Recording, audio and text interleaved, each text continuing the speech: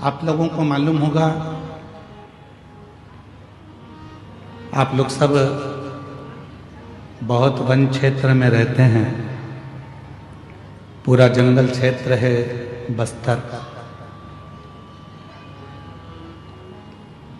और इस वन क्षेत्र में ज़्यादा मात्रा में आम भी मिल जाता है, और एक फल वन क्षेत्र में ज़्यादा मिलता है जिसको बेर कहते हैं। अब हमारे उधर तो इसको बेर कहते हैं, तुम्हारे इधर बेर कहते हैं, बोर कहते हैं, क्या कहते हैं? जम के बोलो। बेर कहते हैं। आता है इधर? बोलो तो जम के। आता? दो देव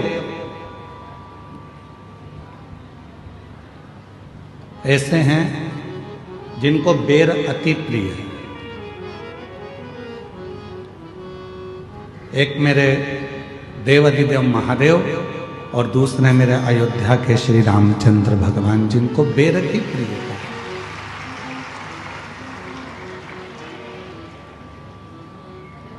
और इतनी प्रियता बेर की है मेरे राम जी को, इतनी प्रियता मेरे भगवान देवाधिदेव महादेव को है। इस बेर के पीछे मां जगत जननी ने एक बार भगवान शंकर से एक प्रश्न किया था, और आप लोगों को भी उस प्रश्न का उत्तर स्मरण में होना चाहिए।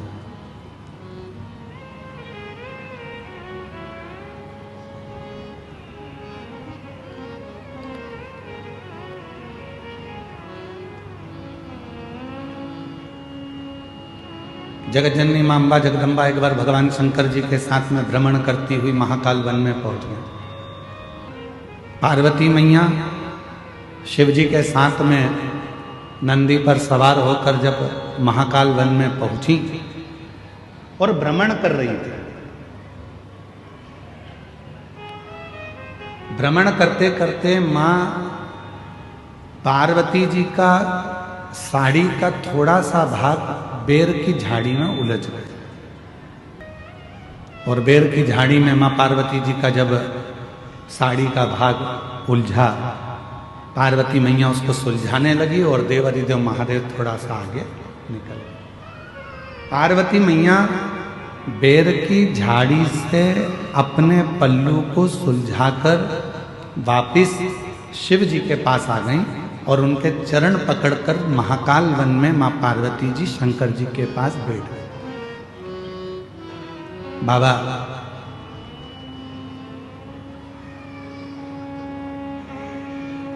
ये बेर की झाड़ी इतनी उलझी हुई है, ये बेर की झाड़ी इतनी उलझन उत्पन्न करती है, इतनी उलझी हुई है, इसमें इतने कांटे लगे हुए हैं, इतनी उलझन बनी हुई है, और फिर भी आपको बेर इतना प्रिय क्यों है? आपको ये बेर इतनी प्रियता क्यों है? आपको इस बेर की इतनी प्रियता क्यों? जब ये बेर की झाड़ी इतनी उलझी हुई है, इसमें कांटे इतने लगे हुए हैं, ये उलझन उत्पन्न करती है, इतनी उलझी हुई है, तो भी आपको बेर से इतना प्रेम क्यों है? शंकर भगवान ने उत्तर दिया, पार्वती, संसार जैसे बेर की झाड़ी उलझी हुई है, वैसे ही ये पूरा संसार सागर उलझा हुआ है, पर उस उलझे हुए संसार सागर में भी जैसे बेर पूरी झाड़ियों में उलझा रहता है, पर बेर उस झाड़ी में अपने आप को संभाल कर रखता है, और वो बेर एक दिन मेरे पास पहुंच जाता है। उसी तरह जिसने पूरे संसार में भ्रमण कर कर भी, संसार के लोगों के साथ रहने के बाद भी, संसार के जीवों में उलझने के बाद भी, जो अपनी आत्मा को परमात्मा में लगा कर रखता है, शिव कहते हैं वो बेर की तरह मुझे स्वीकार होता चला जाता। आप सब तो छत्तीसगढ़ के रहनिवासी हो, राम जी के नाना जी के घर से हो, तो आप लोगों को तो मालूम होगा, मां शबरी अम्बा के दरवाजे पर जब भगवान श्री राम पहुंचे थे, तो मां शबरी अम्बा ने राम जी को क्या खाने को दिया था?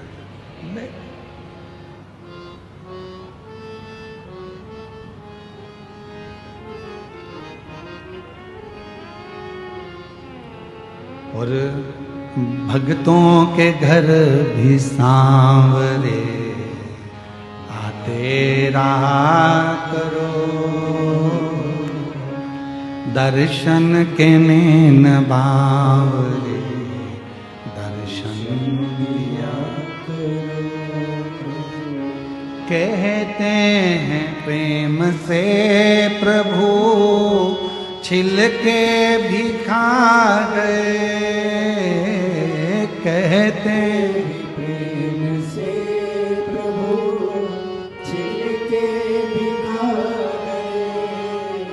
ओ कहते हैं प्रेम से प्रभु छिलके भी खा गए, कहते हैं प्रेम से प्रभु छिलके भी खा गए। ओ कहते हैं प्रेम से प्रभु छिलके भी खा गए, शबरी के झूठे बेर भी खाते रहा करो, शबरी के झूठे बेर भी खाते रहा करो। दर्शन के नैन बावरे दर्शन दिया करो, दर्शन के नैन बावरे दर्शन दिया करो, भक्तों के घर भी सांवरे आते रहा करो, शबरी के झूठे बेर भी खाते रहा करो। शबरी लक्ष्मण जी पूछ रहे हैं भगवान श्री राम जी से, क्या वन में आम नहीं थे, क्या वन में केले नहीं थे, क्या वन में पपीता नहीं था, क्या वन में फल नहीं थे, क्या वन में अमरूद नहीं थे, क्या वन में कोई दूसरा फल नहीं था? शबरी ने तुमको झूठा बेर क्यों दिया? क्या वन में कोई दूसरा फल नहीं था? वन में तो केले भी मिल जाते, अमरूद भी मिल जाते, आम भी मिल जाते, दुनिया के सारे फल मिल जाते, फिर शबरी बेर क्यों दे रही है तुमको? लक्ष्मण जी को थोड़ा सा गुस्सा आया, उन्होंने कहा ये मुझे ठीक नहीं लगा कि सारे फल छोड़कर शबरी तुमको बेर दे रही है।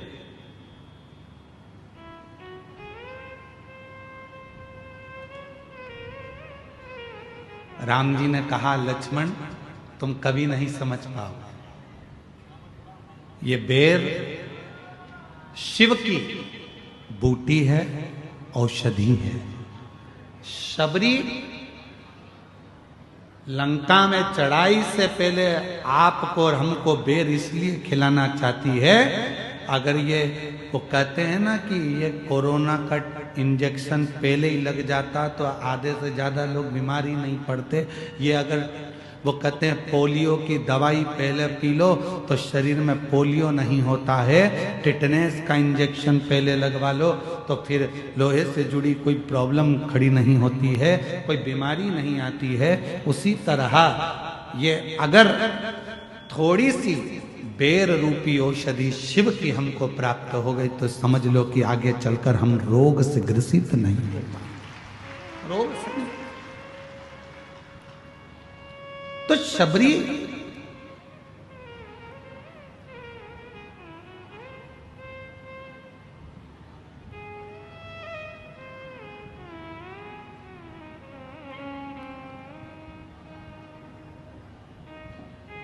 आप सबको मालूम होगा लक्ष्मण जी को राम जी ने बेर दिया था शबरी का झूठा वाला, और राम जी ने लक्ष्मण जी को दिया तो लक्ष्मण जी ने खाया था क्या करा? फेंक दिया। फिर लक्ष्मण जी को बाद में खाना पड़ा। कब? जब लक्ष्मण जी मूर्छा खाकर गिर गए, संजीवनी लेने हनुमान जी गए। लोग कह रहे थे वो संजीवनी लेने गए हैं, पर राम जी मुस्कुरा रहे थे कि संजीवनी नहीं है, जो शबरी ने बेर दिया था वो तूने खाया नहीं था, फेंक दिया था वो पर्वत पर जाकर गिर गया था। उस पर्वत पर बेर का जो पौधा लगा था उस पौधे की पत्ती का रस तुझे निचोड़ कर दिया गया, तब जाकर तू उठ कर बैठा। तब नहीं खाया, अब खा।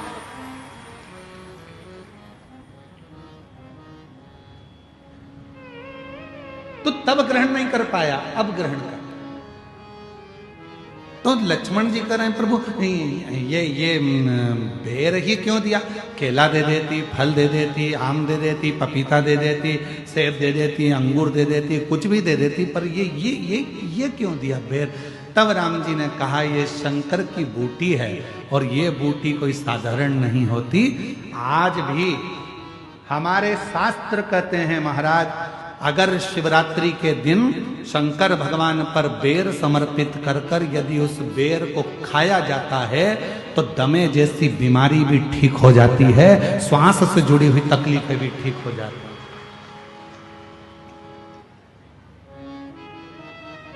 जिस व्यक्ति को चलने में हाँपड़ी भराती है, थोड़ी दूर चलकर बहुत तेज हाँपने लगता है, उसके दम भराने लगता है, सांस फूलने लगती है और उसको 10 जगह पर बैठना पड़ता है। किसी से बात करते करते उसको दम भरा जाती है, ठंड का समय है उसको दम भरा जाती है, सांस भरा जाती है, बोल नहीं पाता है, उसको बार बार उसके लंग्स इन्फेक्शन होने लगते हैं। उस व्यक्ति को शिवरात्रि के दिन शंकर भगवान पर एक बेर चढ़ाकर उस बेर को अवश्य खाना चाहिए। तो वो फेफड़े की बीमारी हो, लंग्स की बीमारी हो, चाहे कैसा भी हमारा दमा भरा ना हो, वो ठीक हो जाता है। एक बेर जो मेरे भगवान राम जी को शबरी ने दिया वो बेर साधारण नहीं था। जो माँ पार्वती जी ने शंकर जी को समर्पित किया वो बेर साधारण नहीं था। जो माँ सती जब भगवान शंकर के साथ में कुंभज ऋषि के आश्रम में कथा श्रवण करने के लिए गई और बाबा कुंभज बाबा के आंगन में से एक बेर उनकी आज्ञा से तोड़कर शिव को समर्पित करती हैं और शंकर भगवान को श्री राम जी का दर्शन हो जाता है, वो बेर साधारण नहीं था। वो बेर सहजता का विषय नहीं है।